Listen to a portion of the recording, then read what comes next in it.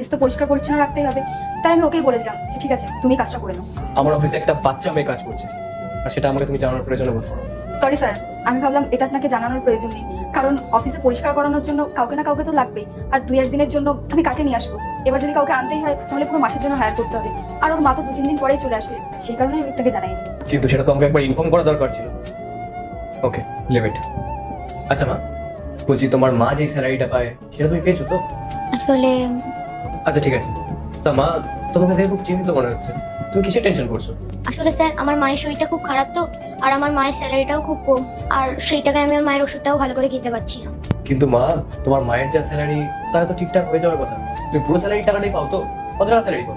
Sir 11টার সময় conference meeting আছে, আমি সমস্ত কিছু রেডি করে দিচ্ছি, আপনি মিটিংটা শেষ করে নিন। আর বাবু তুমি এক কাজ করো, তুমি বাড়ি চলে যাও। স্যার আমরা না হয় ওকে ছুটি দিয়ে দিই। বাবু তুমি যাও। 1 মিনিট রিতা, 1 মিনিট ওয়েস্ট হলে কিছু হয় না।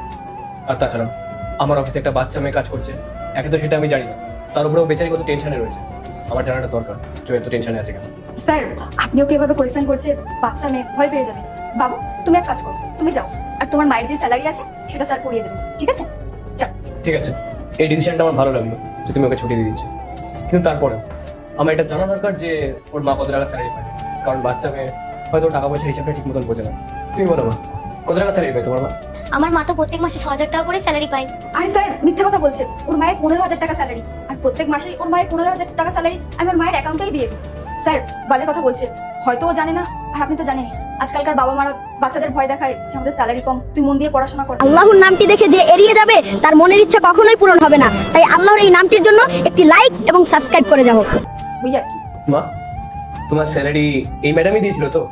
আর তুমি জানো যে তোমার মা স্যালারি 15,000 টাকা, 6,000 টাকা নয়। আর স্যার এই ম্যামটাই তো আমাকে সকালে 6,000 টাকা পেমেন্ট দিয়েছে।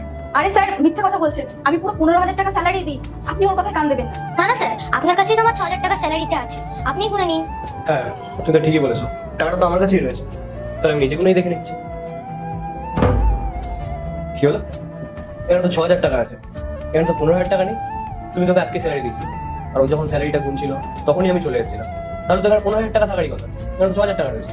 আসলে স্যার হয়েছে কি, আমার অ্যাকাউন্টে কিছু টাকার শর্টেজ ছিল তো, তাই আমি ওকে 6,000 টাকা ক্যাশ দিয়ে দিয়েছি, আর বাকি টাকা নিজের অ্যাকাউন্টে ট্রান্সফার করেছি, ওই লোনের কিস্তি দেওয়ার ছিল তো।